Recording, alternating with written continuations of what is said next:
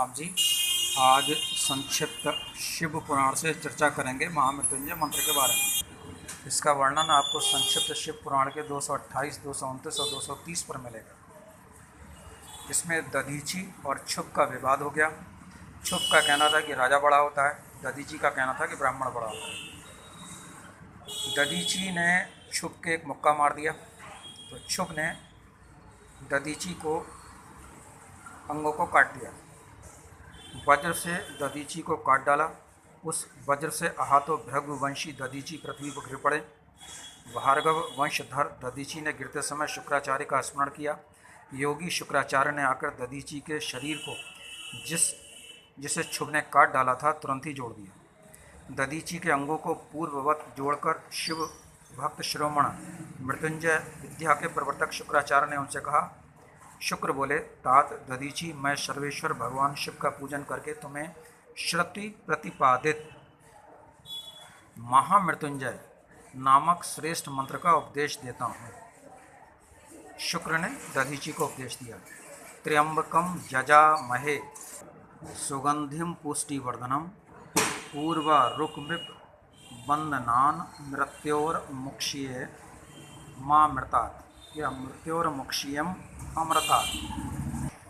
अब इसके शब्दों के अर्थ पे थोड़ा सा गौर कर लेते हैं। त्र्यंबकम यजामहे, इसका अर्थ है हम भगवान त्र्यंबक का यजन करते हैं। यजन माने आराधना करते हैं। त्र्यंबक का अर्थ है तीनों लोकों के पिता प्रभावशाली शिव। वे भगवान सूर्य, सोम और अग्नि तीनों मंडल के पिता हैं। सत्व, रज और तम तीनों गुणों के महेश्वर हैं।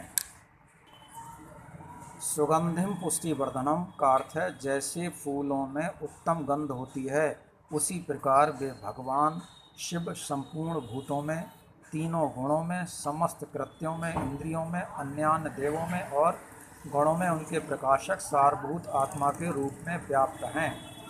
अतएव सुगंध युक्त एवं संपूर्ण देवताओं के ईश्वर हैं। यहाँ तक सुगंधिम पद की व्याख्या हुई। अब पुष्टिवर्धनम की व्याख्या करते हैं।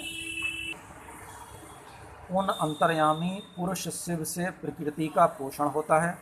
महतत्व से लेकर विशेष पर्यंत संपूर्ण विकल्पों की पुष्टि होती है तथा मुझ ब्रह्मा का, विष्णु का, मुनियों का और इंद्रियों सहित देवताओं का भी पोषण होता है, इसलिए वे पुष्टिवर्धन हैं।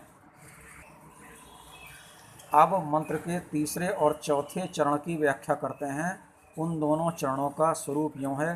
पूर्वा रुकमिव वंदनान मृत्योर मुक्षियम अमृतात या मुक्षीय मां मृतात। अर्थात प्रभो, जैसे खरबूजा पक जाने पर लता बंधन से छूट जाता है, उसी तरह मैं मृत्यु रूप बंधन से मुक्त हो जाऊं और अमृत पद, मोक्ष से पृथक ना हूँ। ये अमृत पद लिखा है। इसी कारण मैंने यहाँ मां मृतात नहीं कहा, मैंने कहा मुक्षियम अमृतात, अमृतम। तो यहाँ पुनः पढ़ते हैं। अमृत पद मोक्ष से पृथक न हो।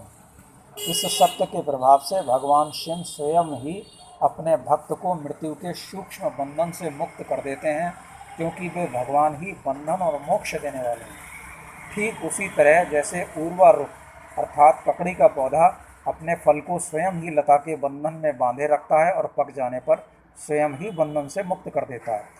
यह मृत संजीवनी मंत्र है जो मेरे मत से सर्वोत्तम है। तुम प्रेम पूर्वक नियम से भगवान शिव का स्मरण करते हुए इस मंत्र का जप करो।